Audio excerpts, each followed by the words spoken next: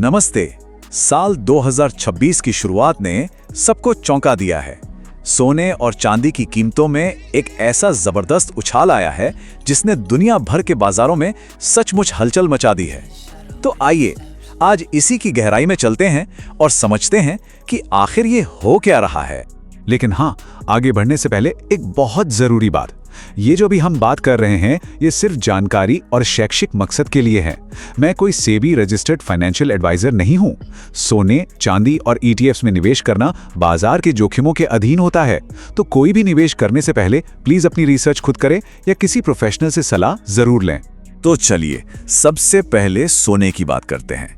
जरा इस आंकड़े को देखिए, $4,870 प्रति आउंस। ये सोने का अब तक का सबसे ऊंचा स्तर है। मतलब इसने पिछले सारे के सारे रिकॉर्ड्स तोड़ दिए हैं। लेकिन रुकिए, अगर सोने की कहानी हैरान कर रही है तो चांदी की कहानी तो सच में होश उड़ाने वाली है। सिर्फ एक साल के अंदर 207% की बढ़ोतरी। यह वाकई इस पूरे मामले को और भी ज्यादा दिलचस्प बना देता है। तो सवाल ये उठता है कि आखिर इस आग को हवा मिल कहां से रही है? क्या वजह है इस जबरदस्त तेजी के पीछे? चलिए एक एक करके इन वजहों को समझते हैं। असल में हम जो देख रहे हैं वो एक ग्लोबल परफेक्ट स्टॉर्म है। इसका मतलब ये है कि दुनिया भर में कई बड़ी वजहें एक साथ एक ही समय पर काम कर रही हैं और मिलकर इन दोनों धातुओं की कीमतों को आसमान पर पहुंचा रही हैं। और इन वजहों में 3 सबसे बड़ी हैं।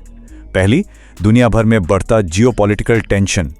दूसरा, आर्थिक अनिश्चितता जैसे महंगाई का डर और डॉलर की कमजोरी।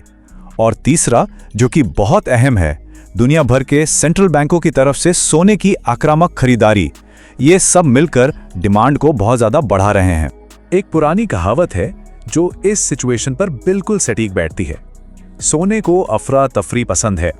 मतलब जब भी दुनिया में अनिश्चितता का माहौल होता है, निवेशक अपनी सुरक्षा के लिए सोने की तरफ ही भागते हैं।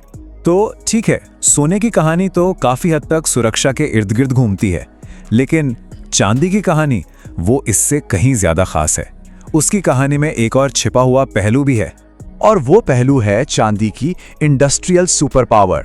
जी हाँ, ये वो धातु है जो सचमुच हमारे भविष्य का निर्माण कर रही है। देखिए, चांदी की ना एक तरह से 2 पर्सनालिटीज हैं। एक तरफ तो वो सोने की तरह ही एक कीमती धातु है, एक सेफ हेवन एसेट जो महंगाई से बचाती है, और दूसरी तरफ वो एक इंडस्ट्रियल मेटल है, और वो भी ऐसा वैसा नहीं बल्कि मॉडर्न टेक्नोलॉजी के लिए एक ऐसा जरूरी हिस्सा जिसकी जगह कोई और नहीं ले सकता। ऐसा इसलिए है क्योंकि इसकी इलेक्ट्रिकल और थर्मल कंडक्टिविटी, मतलब बिजली और गर्मी को कंडक्ट करने की क्षमता बेजोड़ है। इसी गुण की वजह से चांदी इलेक्ट्रॉनिक्स, सोलर पैनल और इलेक्ट्रिक गाड़ियों के लिए बेहद जरूरी बन जाती है। इसकी डिमांड पर कीमत का ज्यादा असर नहीं पड़ता। जरा इस चार्ट पर एक नजर डालिए। ये साफ दिखाता है कि चांदी की औद्योगिक मांग का कितना बड़ा हिस्सा सोलर पैनल, EVs और AI हार्डवेयर जैसी चीजें बनाने में जा रहा है। आप देख सकते हैं कि इलेक्ट्रॉनिक्स और सोलर का हिस्सा कितना ज्यादा है। तो डिमांड तो जबरदस्त है, ये हम समझ गए। लेकिन अब चलते हैं समीकरण के दूसरे पहलू पर, सप्लाई। और यहीं पर असली खेल शुरू होता है, जिसे द ग्रेट सप्लाई स्क्वीज कहा जा रहा है। यहां एक कॉन्सेप्ट समझना बहुत जरूरी है, स्ट्रक्चरल डेफिसिट। इसका सीधा सा मतलब है एक ऐसी स्थिति जहां लगातार कई सालों तक किसी चीज की कुल मांग उसकी कुल सप्लाई से कहीं ज्यादा रहती है।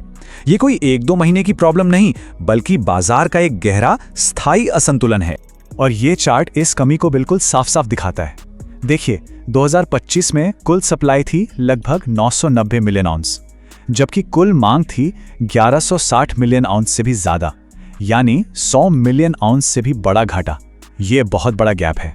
आप कोई सोच सकता है कि रीसाइक्लिंग से इस कमी को पूरा कर लेंगे, लेकिन सच ये है कि रीसाइक्लिंग अपने 12 साल के हाई पर होने के बावजूद ये इस गैप को भरने के लिए काफी नहीं है। और मजे की बात यह है कि इसका ज्यादातर हिस्सा इंडस्ट्रियल स्क्रैप से आता है, जिसका इस्तेमाल कम होने के बजाय और बढ़ ही रहा है। तो इन सब बातों का मतलब क्या है? चलिए अब इन सभी कड़ियों को एक साथ जोड़ते हैं और आज की कीमतों के पीछे की पूरी तस्वीर को समझने की कोशिश करते हैं। तो पूरी कहानी कुछ इस तरह है। सबसे पहले, दुनिया भर में जोखिम बढ़ता है तो निवेशक सोने चांदी जैसे सुरक्षित साधनों की तरफ भागते हैं। फिर ग्रीन एनर्जी की क्रांति चांदी के लिए एक जबरदस्त औद्योगिक मांग पैदा करती है। इसके बाद खदानों से उत्पादन और रिसाइकलिंग दोनों ही इस बढ़ती मांग को पूरा नहीं कर पा रहे हैं। और नतीजा है कई सालों का स्ट्रक्चरल डेफिसिट, जो कीमतों को लगातार ऊपर की ओर धकेल रहा है। तो आखिर में एक बहुत बड़ा सवाल हमारे सामने खड़ा होता है। जब हमारे ग्रीन फ्यूचर के लिए चांदी इतनी जरूरी है, तो क्या हम इसकी सप्लाई में एक स्थायी कमी के लिए तैयार हैं? ये एक ऐसा सवाल है जिस पर हम सबको सोचना बेहद जरूरी है।